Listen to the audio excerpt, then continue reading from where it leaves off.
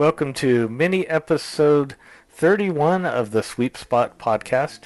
And for these mini episodes, I have been having authors, fellow podcasters, cast members on. And tonight, we're going to have another podcast team, one that I started listening to a few months ago, I guess, 6 months or so, and really enjoyed it. And that is the Disney Assembled podcast. Welcome, guys. We have Mimi and Troy, their father-daughter duo. That's right. Thank you. We're glad to be here. Yeah. So I had the opportunity to be on your show a few weeks ago and really enjoyed it. And we had a good conversation. I thought it went so well. I thought I need to have them on our show so we could talk a little more about you and not just me. That sounds great. Yeah, no, it was a great time. No, it was so fun. Yeah, we really had a great time. Thank you for being on. We're glad to return the favor. Oh, good. Yeah.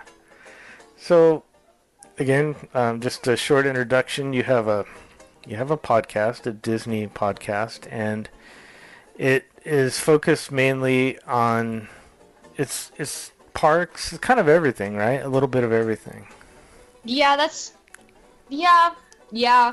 Like we don't go to the parks often enough to make it a parks themed podcast, I think. Right. But and we consume a lot of Disney from media. So yeah, kind of all over the place. Like it's all over the place. Yeah, it just feels like a conversation. We just have a conversation each week, and some weeks we talk about parks But some weeks, guys, we don't have a conversation, and I just talk in the microphone, and Papa just sits there. Nah. Oh, okay. No, it's all good. Yeah, it's a little bit of everything, but we love going to Disney parks, and yeah. Who doesn't, right? I know, really. Well, there are some people that don't. So. That's true. They're probably not listening, though, to us, so there you go. So I kind of had some questions assigned to each person, but this first one I don't, and anyone who wants to speak up can. But I wanted to ask you, so how did the podcast get started? Okay, so when people ask us this is typically my question. Mm-hmm. So, like I said, we consume a lot of Disney, but that's a lie. It's mostly just me. And and Papa will sit in on the Disney stuff, and then we both kind of got a little bit more into it, and we would just talk about things like as we were watching them or after we would finish watching them. And then finally, Papa came to me and was like, "Do you want to start a podcast?" And I was like, "What?" And he was like, "Well, I already have this other failed podcast that didn't work." And I was like, "Oh yeah, I remember that. It was about soccer." And he was like, "Oh yeah, remember that? So let's do that, but with Disney, and it'll be you and me, so it'll be fun." And I was like, "Meh." And then we started it 2 months later, and basically what it is it not only gives us a chance to talk about something that we enjoy and like to theorize about and something that brings us happiness, but it also gives us a set amount of time each week to hang out with each other and just reconnect and refocus on what's going on in each other's lives. And even if it doesn't appear that way on the show, but wait, hang on. Even if it doesn't appear that way on the show, before we record and after we record, we're still talking and hanging out and just what's going on, because I am a high school student and I go to a very special high school, and so I'm busy all the time, and obviously Papa works because adults. And so the podcast it's our block. Yeah. It's what we do. Yeah, it was important to try to find something that we had in common to just continue to stay relevant in each other's lives. And so during the pandemic, I think we started this podcast in the spring of 2020. Wow. Yeah, about spring of 2020, and so we were just sitting around, and I said, you're getting older and I'm getting older, and of the family, we're the two that enjoy the Disney stuff the most. And so that was sort of the thing. We're not doing much of anything else, and so let's just talk and record it and put it out there and see if people enjoy it. And so that was really kind of the start of it. And that really is the thing that keeps us going each week now too, is, we say this at the beginning of each show, that we do the show just to bring some joy and create some joy and bring a little happiness into people's lives. And so at the end of the day, if someone's driving or sitting around with their own kids and listening to the show and it makes them feel a little bit better, then job done. Right, So right. yeah, that's why we do it. Cool. It sounds really similar. I don't know if I told you, but my son and I have a podcast and called Height Restricted, and it's been hasn't been as consistent as yours has. We do it once a month, and then we've skipped a few months here and there. But it's a similar situation where we have that bond. Like I was telling you on your show, we live 6 hours from Disneyland, so we've done, several father-son trips to Disneyland. So we have that bond also with the parks. Our Yeah. our 88th episode will be coming out this coming weekend from the day we're recording, right? And so I would say what you just mentioned is the hardest part of this, because it's not hard for Mimi and I can sit around the dinner table and talk and whatever, but to carve out time specifically for just the two of us and set up the computer and set up the microphone and record it and edit it. So sticking to it every week has been a little bit of a challenge because it forces us to schedule ahead of time and make sure, because she's got a busy life. My son's got a busy life. Yeah. And so there are weeks where, when are we going to record? And, we're a family. And so, not everything is always sunshine and roses. Right. And so if she's having a rough day or if I'm having a rough day and it's like, when are we recording this week? It's like, do we have to talk about that now? But yeah, that has been the hardest part, has been the consistency of it. But I think forcing us to do it each week and sort of forcing ourselves to carve out that time has been really special for us, way beyond just whatever value people get out of doing the show. Right.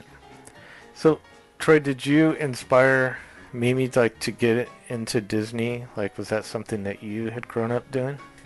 Like going to the parks or watching on TV or the movies? Or... Yeah, I mean, I don't know how much I influenced her enjoyment of Disney, but certainly when I was a kid, it was a part of my childhood that I remember. I mean, I'll be 50 by the end of this year. And so I remember growing up with, The Wonderful World of Disney on television on Sunday night and watching those episodes and being with my family and watching those episodes and how much we enjoyed them and going to the theater and seeing, the new movies that came out. And that was always a big thrill for us. And then, getting closer to middle school, being able to visit Disney World was certainly a huge, thrill. Yeah. But then it kind of fades. Like I think a lot of people, and I've heard a lot of people say this, at a certain age, I go to, high school, college, in my 20s, and it sort of takes a back seat. But then, I actually honeymooned in Disney World with my wife, and that sort of rekindled sort of that spark of, this is really fun stuff. And then once, Mimi came along, and then my son, we've just been able to keep that sort of going. So, but I don't know. I don't know how much. I mean, she can answer that question about how much maybe I've inspired that in her. I don't know. I think my love of Disney, I can't give you an exact reason as to why I love it, because like thinking about when I was younger and going to see movies in the theater and dressing up as princesses for Halloween, like it doesn't like register to me that I was aware that I was like involved with Disney. You know what I mean? And like it didn't become aware to me that like Disney was the sort of like franchise that was on top of it all. And I just found a bunch of things that I really enjoyed, like obviously Disney Channel and like movies and parks and stuff. And like I remember, and like very specifically Marvel. And then I was like, wait a second, like it's all one thing. And then I was like, hey, you remember, this like one thing that's like massive and everyone knows? And you were like, yeah, of course, everyone knows it. And then that's kind of where that started. Like I had things personally that I was really involved with because of other people in my life, like my friends or just like other people I had really close connections with. And then I didn't think anyone else was as interested in it as I was until I was like, hey, Papa, have you ever heard of this show called Gravity Falls? And you were like, no, let's watch it. And then that's kind of where that came from. So it's a mix of things, because like to kind of like end off my tangent, there are certain aspects of Disney that are not influenced by Papa in the slightest. But the reason I'm still into it now and why I am passionate about it now is because of him, and that makes me happy, and I don't think I would trade that for anything else. As an invested observer of her life, I would say there are three things that I have seen that have made impacts on her and have solidified Disney as a source of joy in her life. She mentioned Gravity Falls. Certainly that's one. Phineas and Ferb has to be another one. And the third, I would say, is when we went to Disneyland in 2017, I think that was a real turning point for her in terms of understanding how much joy she gets out of just Disney, the stuff that Disney produces and shares with the world, because that was a huge trip for her. I mean, she came out of that trip, she was sold immediately on how magical. Yeah, definitely was gave into that. Yeah, so that Disneyland trip was a big part of that for her. And that was my next question was, when was your first time to Disneyland? Disneyland was 2017. Okay. Yeah. For both of you? In November. Yeah, that was my first time there too. Yeah, I grew up in Louisiana, and all of our trips were to Florida. One state closer to Florida than Texas. Right. Is. So my family, we didn't make a trip out west. We went east, right. And so that was our first trip out there, and we absolutely fell in love with it. We just think it's, I don't know. I found it to be the most charming place ever. So that's interesting. What's the point? Yeah. So in 2017, how old would you have been, Mimi? I had just turned 13. See, that's perfect because the Imagineer Tony Baxter. Yes. It talks about the special age of 12, 13 being an age where you finally realize, like, I think it may have been for him too, but where you're mature enough to realize, everything that Disneyland is, and it's not just an amusement park or a theme park. Right. You know what I mean? It makes it special, but you're still a believer in like the magic. The whole. So you're still young enough for that, but old enough to realize. And so that's interesting.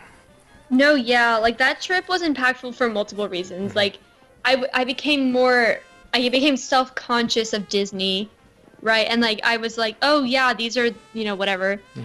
I watched Stranger Things for the first time on that trip, and I realized I wanted to live on the beach on that trip. Yeah. And those are the things I remember about going to California in 2017. Like, did we go to Legoland? Yes. Yeah. Do I remember anything from Legoland? Absolutely not. Yeah. She discovered that she's braver than she thought she was too, because she rode the Guardians of the Galaxy mission Breakout, and she did some things that I got bribed into doing that. Yeah, but she doesn't regret it. I mean, I can't do it. But she went on, and she was like, when she got off that attraction, I mean, her whole demeanor and outlook on things had completely changed. Mm-hmm. Like, you could see someone who was just a more confident and ready to do the next, take on the next thing. So, right. I don't know, that was pretty cool to see. And was that your only trip so far to Disneyland? The 2017 trip? Yeah, okay. We had one planned for summer 2020, but obviously, that did not. Yeah, we're eager to get back out there as soon as we can. So, that's interesting. So, what was your first impression? Do you remember? Like when you first walked in? Obviously smaller, but I mean. Yeah, I mean, because I remember Disney World. I mean, I had been to Disney World a few times, mm-hmm. and Mimi and her brother have been to Disney World prior to 2017, but they were so young they don't really remember much of it, right? So, she probably didn't have much of a memory to compare it to. But for me, I would say, I like the idea that I could stay at a good neighbor property and walk. Right. And you turn that corner, and then, you're still in Anaheim, but even when you turn that corner and you haven't gone through the gates yet, everything is completely different. I mean, you feel like you've walked onto a different planet almost. And so I think that, and, I guess, what is it, the Esplanade between DCA and Disney, and being there and being able to look in both directions, and haven't been to Florida where you have to, get on a bus or, a monorail to go to another park, and to be able to see it's right there, and to be able to go back and forth between the two was just, I just thought it was fantastic. The size, I recognize that it was smaller, but I didn't. You don't feel that. I didn't it's feel not it like... because I think the density, I would say the density of the charm, the density of the magic is there. And so even though Disney World is more spread out, I don't think it's any more enchanting than Disneyland is. I mean, I think, agree.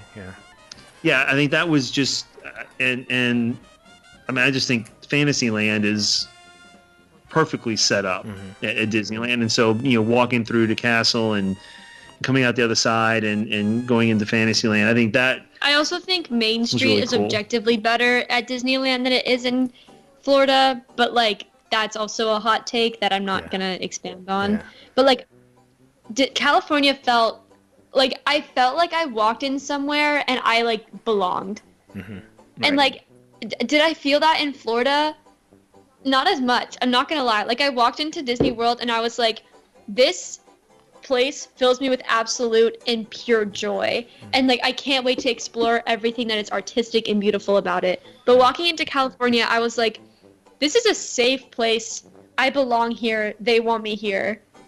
And like, that's it. And like, maybe it's the context of the time period in which I went, because that's probably a factor.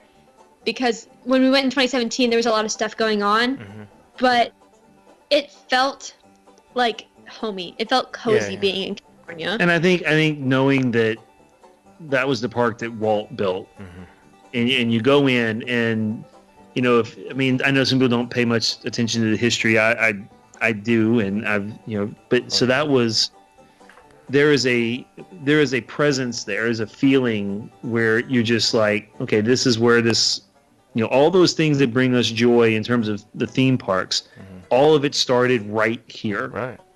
And it doesn't feel dated. Right. It feels as fresh and as charming today as anything else that's been built anywhere else. Right. And so, I think it's, I don't know. I think it's fantastic. Look, both parks are fantastic. I know this movie. Which one do you prefer? I was like, well, which one are you paying for us to go to? That's the one I prefer, right? So if you're going to buy us a trip somewhere, we'll go there, right?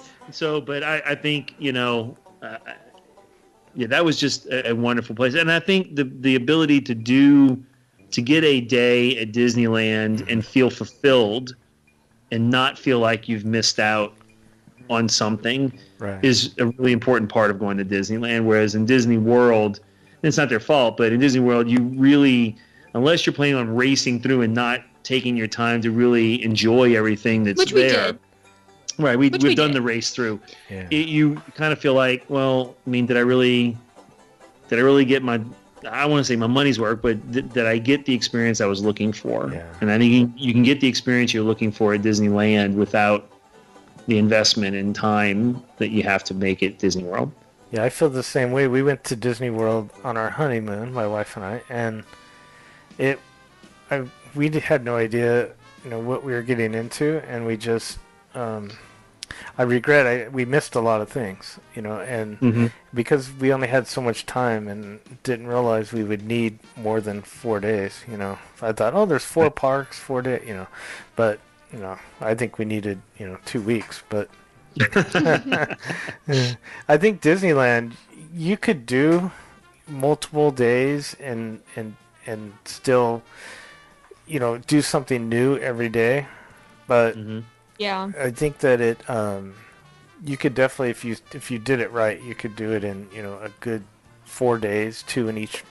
I wouldn't do 2 in California Adventure, actually. I would do 1 full day and then 2 or 3 in Disneyland. Yeah, we did it in 3. We started the first day in California Adventure, and then we ended the night with the fireworks in Disneyland, and then the second day was only Disneyland, and then the third day was only California Adventure. Oh, okay. Right. Yeah, and so we and that was good because it was around Thanksgiving, so the Christmas decorations were out and the holiday decorations were out, and keep in mind that this was before Galaxy's Edge and Adventures Campers were open, so it was literally just California Adventure and Disneyland, and that's it. And we were able to do all of it, and to piggyback off of what you were saying about the parks and stuff, I think you have to have an idea of what you want out of your trip too. I mean, when I go, certainly I want to ride attractions and do all that stuff too, but I want to be able to take my time. I want to be able to soak in the things that are around me. I want to be able to walk slow enough that I can listen to the sounds and smell the smells and pay attention to the, all the, the Easter eggs and little nods to all the wonderful people that are posted everywhere. And, looking in the shop window and watching we spent almost an hour on our trip to Disneyland just looking in the shop window at the Emporium where the scenes change, right, for the different stories. And, to me, that's what makes Disney so special. You can go ride a roller coaster, you can go do a log ride, you can go see a show, but where can you go and get that kind of experience and find those little nooks and little hidden out of the way places that you can just kind of sit for a moment and just really soak in just the joy of the people around you, because I believe the energy that people give off when they're having a good time is infectious. And so, I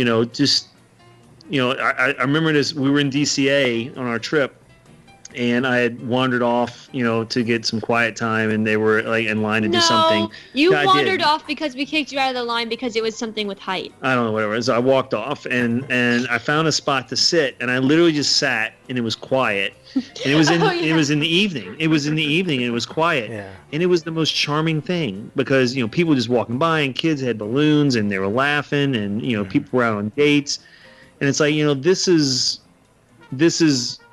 special, right? It was this is kind of really funny cool. though, because then when we got off of like Splash Mountain or whatever it was, and we walked over and you were just like meditating at Disney, we're like, what are you doing? It was... I was just having a moment of just peace and it was funny. and enjoyment. It was lots of fun. So I think again, you want to build in enough time to your trip to be able to do stuff like that too, because I think those moments are really special. I think that the Disney parks, and you can't say this for every theme park, it's not just about the rides or attractions. It's about just the atmosphere and being there more than... I think that's a big part of it, right? Right. It's the way the attractions make you feel, not the actual attraction. You do feel like you're part of a story when you're there. If you're paying attention and you're taking the time to really be present with what you're doing and not just scrambling, and looking at your phone and figuring out, well, how, what kind of time do we need to get to this next ride? If you're really there just to be present and aware of what's going on, you do start to feel what they intended you to feel like, that you are a guest and you're part of a show too that they're putting on, and it's an interactive show. And at every turn you take and every person you meet is there to be part of whatever the show is for you in that moment, and as a guest being able to craft your own experience, kind of like when I was a kid, used to the choose your own adventure books, right? And you choose this, turn to this page, right? So you go to a Disney park, you can do that in real time. You can choose your own adventure. You can choose to explore tomorrow, or do a jungle cruise, or ride a runaway railway car or whatever. So I don't know, I think that to me is just the most special part of it of all. I wanted to ask you, what was there an attraction that you didn't get to go on that was either down for refurbishment or you just didn't have time while you were there? In California? Yeah, at Disneyland. Well, I know when we got home, Mimi she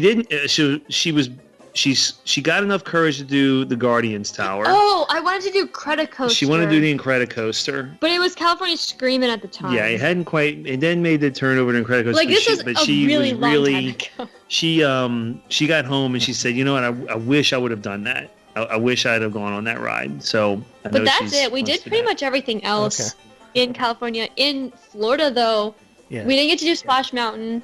We didn't do Mission Space. and I didn't do Rock and Roller Coaster, which I regret. Well, there are a lot of things we didn't get to do because we were only there 2 Yeah, days. but like we could have done it should I had chosen to do it. Also, I've only ever done Guardians of the Galaxy Mission Breakout because that's what it is in California. Mm-hmm. But in Florida, it's still Tower of Terror. Oh yeah. And I like was really excited to do Tower of Terror, but then I was like, never mind, I'm scared. Do it. You know, to be honest with you, Lynn, when we were in California in 2017, I don't remember if anything wasn't. I think everything was up. I don't remember anything under renovation at the time. Was it the Haunted Mansion was open? Yeah. Pirates was open. The Matterhorn was running. I'm pretty sure everything was good. So you got to see I don't- the Haunted don't- Mansion holiday because you said Yes. Yes. Yeah. So cool. Yeah. I like that. I like it too. Yeah, the holiday was great. I mean, the I don't remember what. There was a giant Christmas tree up, and it was like 2 days before Thanksgiving. I was like, "This is sick." Yeah. I don't remember what show, the name of the show they were doing at the time. You know, but you know, when you're on Main Street and then it started snowing they had the projections on the Fireworks. Yeah, the fireworks show. Then they had the projections on the Main Street buildings. You know, they're doing that in Disney World now, but Disneyland's been doing that, and I thought that was the coolest thing ever. Oh, yeah. So. Yeah, that was lots of fun. Yeah. Yeah. Cool. Well, I wanted to tell you before we go that I had you on because I was just inspired, and I just thought that have a father-daughter team like that. I know that my son and I have been doing it a little while, but I don't know, it's just inspiring to hear you guys and have that relationship together. I think it's something really special that even if you stopped next week, you'd remember, you know, me, especially Mimi, would remember this the rest of her life, I think. So. Yeah. Well, thank you. That really means a lot. And you know, we're gonna have to check out your show with your son. We have to check that out. For sure. Absolutely. Height restricted. It's called. Height restricted. Yeah. We're gonna do that. We're That's a gonna look cute podcast name. I actually love that. I should say this one thing and Mimi doesn't mention this is they actually got to do the Jedi training too. Good. 2017. So they were. Are they even still that doing was a big that? deal. No, they stopped that was doing that. Yeah. They stopped. We rope dropped that because we were like, if you don't get there on time, you're not gonna have a spot. Yeah, remember when that was the big Star Wars attraction? Yeah, and so there was a lot of stop running, please don't run, please don't run. As my children are like sprinting to get in line. That was a good morning. So yeah, it was a good day. Well, good day all around. Before we go, do you want to plug anything? People find you on social media or anything like that? Sure. Yeah. So we are on Instagram, Facebook, and Twitter, all at Disney Assembled. And then all the information for our podcast, which like you can find anywhere, but specific information is on our website, disneyassembled.com. Yep, disneyassembled.com. Everything you wanted, all our past episodes are there. You can check out where to subscribe. And our growing list of Disney dad jokes are there too. So yeah, check that out. Love it. Well, thanks a lot for coming on. Thanks, Lynn. Thank you. Glad to be here. Thank you.